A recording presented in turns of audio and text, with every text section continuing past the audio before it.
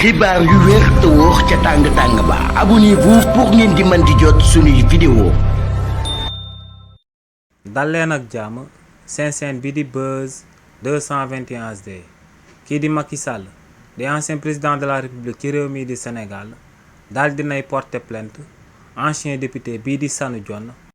ndax ne kookee dafa fësal ay xibaar yu warul daal di koy jëmale ci jëmmam coo loolee nu mu demee moom mooy que ne kii di Sanu Dione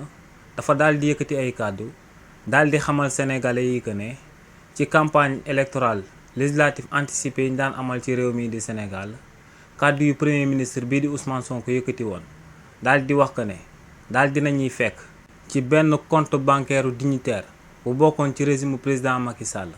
te compte bancaire boobee moo ngi toll ci 1000 milliards de francs CFA kii di Sanu Dione ne premier ministre bii di Ousmane Sonko ku mu doon wax mu daal di moom compte bancaire boobee du kenn ku dul président Macky Sall ne ancien président de la république bii di président Macky Sall moom compte bancaire boobee daal di toll ci 1000 milliards de francs CFA li ni mel nag moom moo sabab kookee di président Macky Sall ancien député bii di Sanu Dione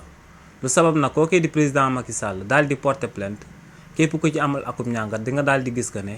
kookee di président Macky Sall moom lenn rek moom moo ko ñor te moom mooy image am au niveau international li ni mel moom moo sabab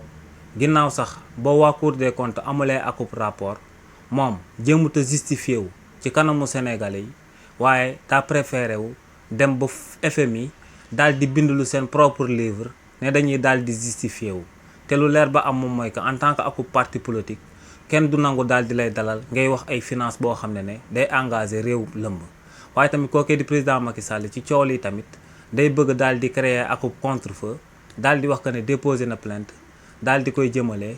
ci ki nga xam ne da koo daal di sosal ci réew mii di Sénégal li ni mel tamit la amaloon daal di def akub plainte contre X ginnaaw bañ fësalee que ne daa amoon akub compte bancaire ci benn banque de la place donc kookee di président Macky Sall lu sabab muy porter plainte jëmale ko si li ñu àddu jëmale ko ci kawam ci réewu Sénégal lu ko tax a jóg réellement du pour sénégalais yi waaye image am la bëgg a daal di sàmm au niveau international te li ni mel moom moo sabab muy plainte ay plainte yu dul jeex. xibaar yu wér te wóor ca tàng ba abonnez-vous pour ngeen di mën di jot suñuy vidéo.